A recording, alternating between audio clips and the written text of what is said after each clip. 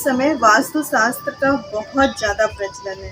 कोई भी अपना घर बनवाता है, दुकान बनवाता है, फैक्ट्री बनवाता है या मॉल बनवाता है या कुछ भी बनवाता है, तो वो कोशिश करता है कि वास्तुशास्त्र के नियमों को ध्यान में रखकर बनवाया जाए। तो चलो दोस्तों, सुनते हैं आज इसी पे कहानी।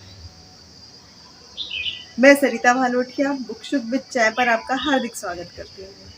अगर आप मेरे चैनल पर नए हैं तो मेरे चैनल को प्लीज़ सब्सक्राइब जरूर कर दें और बेल आइकॉन पे प्रेस करना बिल्कुल ना भूलें, ताकि मेरी हर नई वीडियो की नोटिफिकेशन आपको मिलती रहे। एक सेठ थे, उन्होंने बहुत मेहनत करके धन अर्जित किया था, काफ़ी सारा धन अर्जित कर लिया था। तो उन्होंने सोचा कि चलो एक ठंडे प्रदेश यानी देहरादून में एक मकान खरीदा जाए।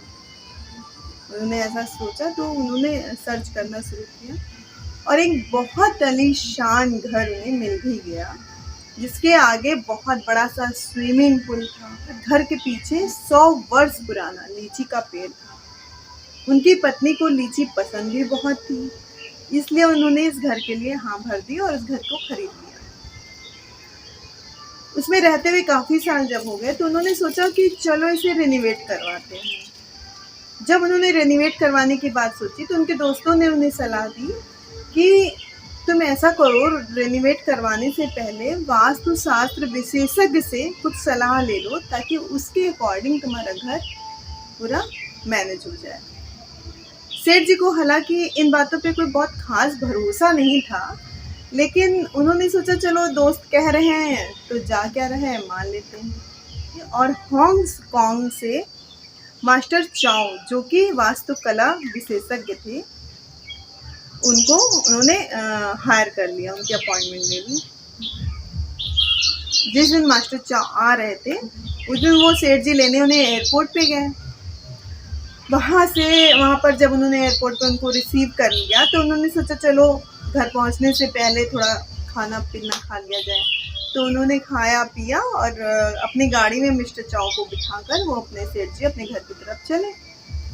वहाँ रास्ते में बहुत सारी गाड़ियाँ सेठ जी की गाड़ी को ओवरटेक करने की कोशिश कर रही थी एक्चुअली। तो वो सेठ जी उन्हें आगे जाने दे रहे थे। ये देखकर मिस्टर चाओ ने कहा कि सेठ जी आप बहुत सेफ ड्राइविंग करते हैं। तो सेठ जी ने मुस्कुराकर कहा, एक्चुअली बात सेफ ड्राइविंग की नहीं है, जो भी गाड़ियाँ ओवरटेक करती हैं उन्हें ज़रूर कोई इमरजेंसी होगी। उनकी वो इमरजेंसी जो है उसमें मैं उनकी कुछ हेल्प कर सकूँ, इसीलिए मैं उन्हें आगे निकल जाने देता हूँ।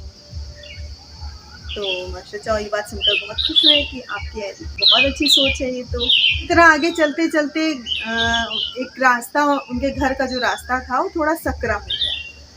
तो सेठ जी उसमें धीरे धीरे ड्राइविंग करने लगे, धीरे धीरे कार चलाने लगे। एक जगह जाकर एक गली थी जो सड़क से मतलब निकलती हुई गली थी, वहाँ पर जाकर वो थोड़ा और स्लो हो गए।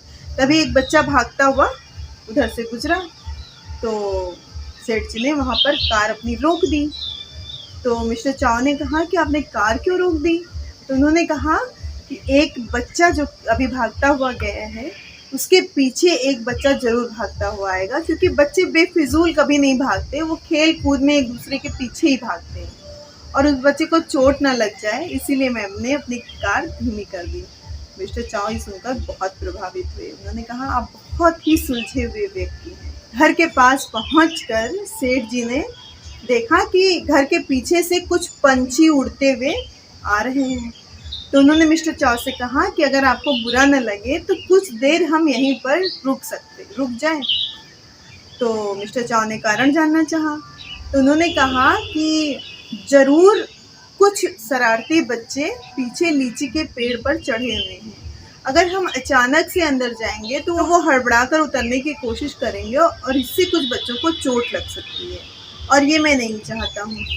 इसलिए हम अगर यहाँ पर कुछ देर रुक जाते हैं तो वो बच्चे लीची चुरा कर निकल जाएंगे और तब हम अंदर चले चलेंगे। जो चाओ कुछ देर चुप रहे और फिर संयत स्वर में बोले, मित्र आपको किसी भी वास्तुशास्त्र जांच या उपकरणों की कोई ज़रूरत नहीं है। सेठ जी ने हैरानी से पूछा, ऐसा क्यों? मास्टर चाओ ने संयत स्वर में कहा, जब हमारा मन और मस्तिष्क दूसरों के सुख, शांति और प्रसन्नता को प्राथमिकता देने लगे, तो इससे दूसरों को ही नहीं, स्वयं को भी मानसिक शांति और लाभ मिलता है। तो दोस्तों, भले ही हम प्रण ना करें, लेकिन कोशिश ऐसी ज़रूर करें कि हमारे अंदर ऐसे गुण विकसित हों कि जिसकी वजह से किसी फेंग शुई के जंत्र मंत्र की आवश्यकता न पड़े।